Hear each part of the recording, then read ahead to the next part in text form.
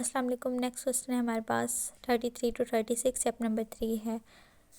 Equation दी गई है हमें, हमने इसकी टेंजेंट लाइन फाइंड करनी है, इक्वेशन ऑफ टेंजेंट लाइन, और इस पॉइंट पे फाइंड करनी है। अब y दिया गया, पहले हम इसकी स्लोप फाइंड कर लेते हैं। स्लोप कैसे फाइंड करेंगे, हमें पता है जब हम डेरिवेटिव लेते हैं जिस भी पॉइंट पे हमारी स्लोप होती है उस पॉइंट पे। अब यहाँ पे पॉइंट 1 और 3 दिया गया है, हमने f ऑफ x का डेरिवेटिव लिया।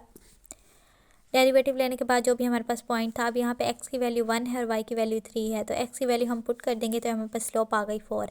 अब इक्वेशन ऑफ टेंजेंट लाइन का फार्मूला हमें पता है क्या होता है, y minus y naught is equal to m x minus x naught, जहाँ पे y नॉट और x नॉट की वैल्यू ये 1 और 3 दी गई है। x नॉट यहाँ पे 1 है और y नॉट 3 है। ये हमने सिंपली इसमें वैल्यूज पुट की, स्लोप की जगह पे m की जगह पे 4 आ जाएगा जो कि स्लोप है हमारे पास।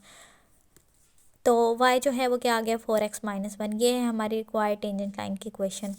नेक्स्ट क्वेश्चन है क्वेश्चन नंबर 34, 2e की power x plus x at the point 0 2। Again वो स्टेप डिफ्रेंशिएट किया, इसे डिफ्रेंशिएट करने के बाद जो भी हमारा पॉइंट था 0 और 2, वो इसमें वैल्यूज पुट कर दी, x की जगह पे 0 and so on. Equation of tangent line, ये हमारे पास स्लोप निकल आया। अब इक्वेशन ऑफ टेंजेंट लाइन लिखे, अब यहाँ पे y नोट और x नोट क्या होगा, 0 और 2, x 0 होगा और y 2 होगा। सिमिलरली हमने इसे इक्वेशन में पुट किया, सिंप्लीफाई किया, सिंप्लीफाई करने के बाद ही हमारे पास टेंजेंट लाइन आ गई।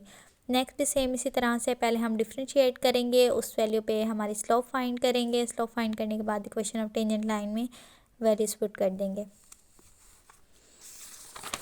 सेम इसी तरह से क्वेश्चन नंबर 36 है, स्लोप फाइंड की और स्लोप फार्मूले में पुट करके इक्वेशन निकाली। नेक्स्ट है find the equation of tangent line normal line to the curve at the given point. अब नॉर्मल लाइन भी हमने फाइंड करनी है इक्वेशन, और टेंजेंट लाइन की भी इक्वेशन फाइंड करनी है। अगेन वही y डिफ्रेंशिएट किया, बोथ साइड पे स्लोप फाइंड कर ली। इक्वेशन ऑफ टेंजेंट लाइन तो वैसे ही फाइंड करेंगे, ये हमने f ऑफ x फाइंड कर लिया, हमारे पास स्लोप आ गई m is equal to 2। Equation of tangent line का फार्मूला लिखा हमने और सिंपली हमने इक्वेशन ऑफ टेंजेंट लाइन निकाल ली।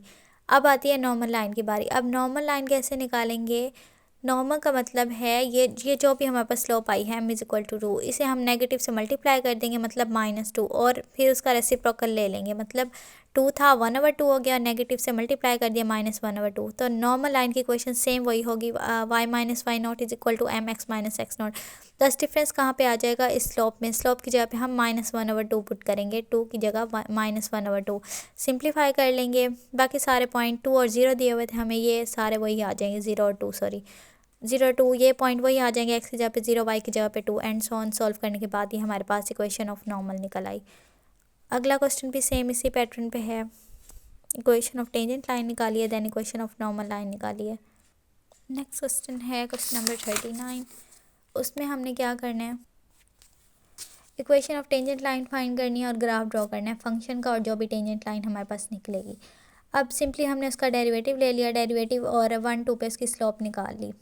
स्लोप निकालने के बाद हमने इक्वेशन ऑफ टेंजेंट लाइन, अब y1 भी हम यहाँ पे यूज़ कर सकते हैं और x1 भी, ये आ गई। अब पॉइंट हमने लाइंस ड्रॉ करनी है, पहले इसकी फंक्शन की लाइन ड्रॉ कर ली, हमने पॉइंट ले लिए जो भी पॉइंट हमारे बनते थे, और फिर हमने उसकी टेंजेंट की लाइन ड्रॉ कर ली। ये टेंजेंट की लाइन है और ये हमारी फंक्शन की लाइन है। फिर हमने ये एक ही उस पर ड्रॉ करनी है, एक ही ग्राफ पे स्क्रीन पे।